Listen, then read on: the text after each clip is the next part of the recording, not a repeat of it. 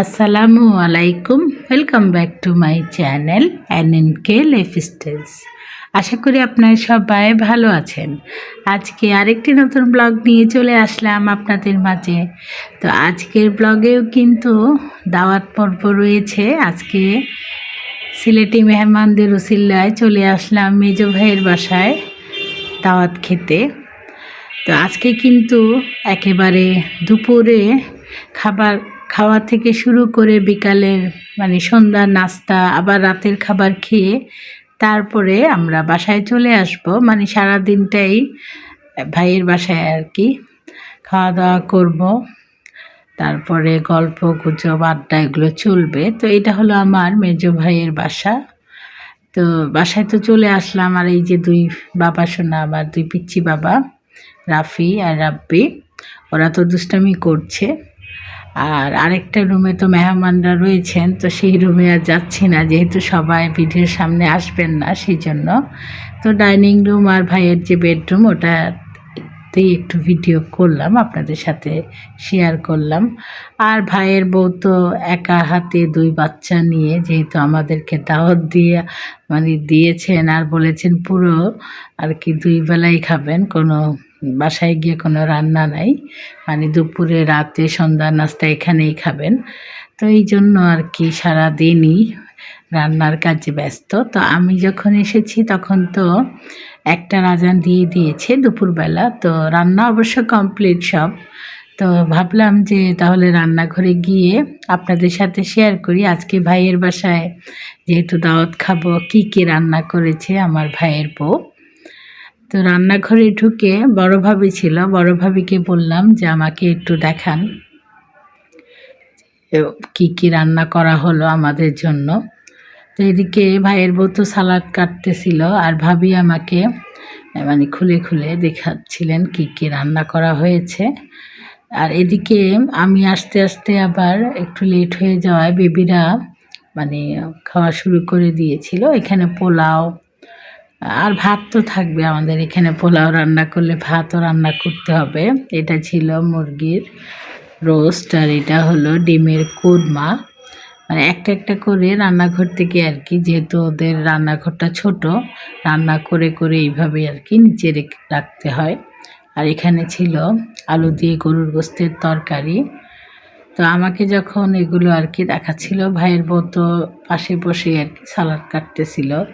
তো আবার বলতেছিল যে এই পাতিলে এটা, এই পাতিলে এটা। তো এখানে যেটা ছিল বড় চিংড়ি মাছ। তো আবার এতগুলো আইটেম তো তো আমাকে আমি আবার বলতেছিলাম যে এতগুলো আইটেম একসাথে দুপুরে আসলে না দেওয়ার জন্য, চিংড়ি মাছটা রাতের জন্য রেখে দেওয়ার জন্য। এতগুলো আইটেম একসাথে আসলে খাওয়া যায় না। এদিকে আবার আমাদের একটা সিলেটি খাবার হলো টক, আর কি আমরা টেঙ্গা বলে থাকি। টমেটো আর জলপাই দিয়ে মাছের মাথা দিয়ে একটা টক রান্না করা হয়েছে। আর এটা দেখে তো আমি আর লোভ সামলাতে পারলাম না। পোলাও তো একটু খাবো, তবে তারপরে ভাত খেয়েছিলাম এই টক তরকারিটা দিয়ে।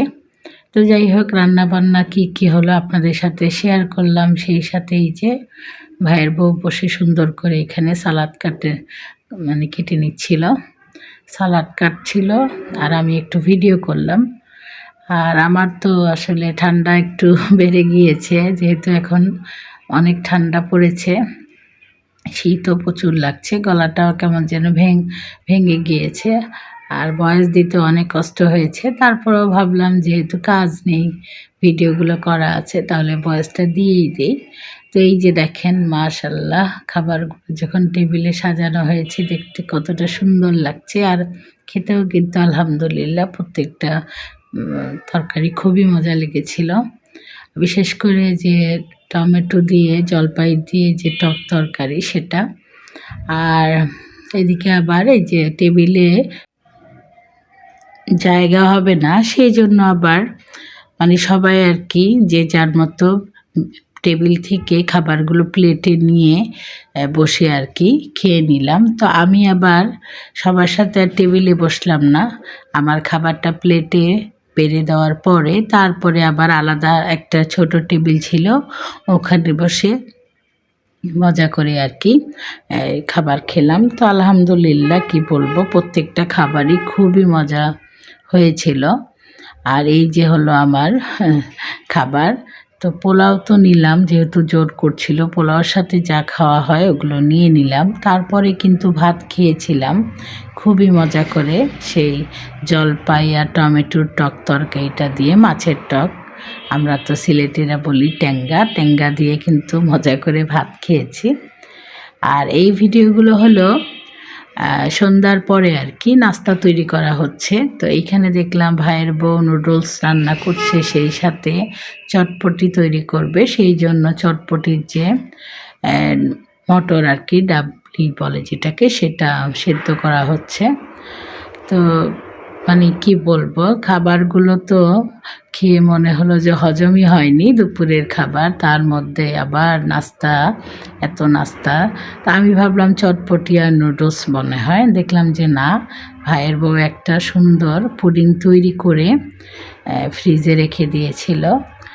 আর এখানে এই যে চটপটির যে মটর, ওটার ডাল যেটা সেদ্ধ হয়ে যাওয়ার পরে এখানে চটপটিগুলো তৈরি করে নিচ্ছিল। আর কি বলবো, সব থেকে মজাদার ছিল এই চটপটি। আর চটপটির সাথে কিছু ফুচকা ভেজে তারপরে উপরে ছড়িয়ে দিল, খেতে খুবই মজা হয়েছিল। আর সাথে আবার ওই যে পুডিং আর কেক নিয়ে এসেছিল বড় ভাবি পিচিদের জন্য, চকলেট, জুস, চিপস, তারপরে কেক, এগুলো নিয়ে এসেছিল। তো এইখানে যে এগুলো আর কি চটপটির মধ্যে ফুচকাগুলো দিয়ে তারপরে এই যে পুডিংটা বের করা হয়েছে।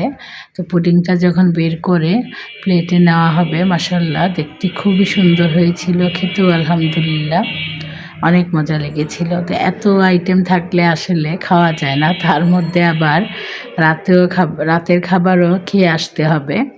তো যখন পুডিংটা সুন্দর করে প্লেটে নিচ্ছিল, তারপরে খুব সুন্দরভাবে বের হয়ে আসলো। আর এখানে দেখেন ক্যারামেলের তাওয়াতে পুডিংয়ের যে কালার, ক্যারামেল করে তারপরে আর কি পুডিংটা তৈরি করা হয়েছিল চিনি দিয়ে। তো এখানে যে কালারটা অনেক সুন্দর এসেছে। তো আলহামদুলিল্লাহ মজাদার সব নাস্তার রেসিপি আমাদের রিজিকে লেখা ছিল। তো সবাই মিলে আবার নাস্তা করে নিলাম। নাস্তা করার আগে ভিডিও করেছি, কারণ নাস্তা খাওয়ার সময় ভিডিও করলে আর মজা করে নাস্তা খাওয়া যায় না। তো আমার এই দাওয়াতের ভিডিওগুলো আপনাদের কাছে কেমন লাগছে আমাকে অবশ্যই কমেন্টস করে জানাবেন। আর ভিডিওটি ভালো লাগে যদি, তাহলে আমার চ্যানেলটি সাবস্ক্রাইব করে দিবেন যারা এখনও আর কি সাবস্ক্রাইব করেননি। আর অনেকেই নতুন আসছেন, ভিডিও দেখে কমেন্টস করছেন, লাইক দিচ্ছেন, আবার বলছেনও যে সাবস্ক্রাইব করেছেন। তো সাবস্ক্রাইব করেছেন এই কথাটা আসলে ভিডিওতে না বলে আমার কমিউনিটিতে লেটার রেখে যাবেন, ওখানেই বলে যাবেন, ওটাই বেটার হবে। আর এটা ছিল রাতের আর কি, রাতে যেগুলো দুপুরে রান্না করা হয়েছিল ওগুলোই ছিল, সাথে ছিল চিংড়ি মাছটা আর কি। তো রাতের খাবার আমি অল্পই খেয়েছিলাম, কারণ এত খাবার খেয়েছি রাতে যে মানে পেটে আর জায়গায় ছিল না। তো চিংড়ি মাছগুলো দেখে খুবই ইয়াম্মি লাগছিল। তো ভাবলাম যে একটা চিংড়ি মাছ এক পিস দিয়ে রাতের খাবারটা খেয়ে নিই।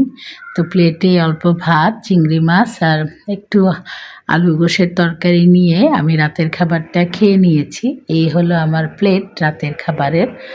তো রাতের খাবার খেতে খেতে আমি আপনাদের কাছ থেকে বিদায় নিয়ে নিচ্ছি আজ। তাহলে এ পর্যন্তই, দেখা হবে ইনশাল্লাহ পরের কোনো ভিডিওতে। আপনারা সবাই ভালো থাকবেন। আল্লাহ হাফেজ।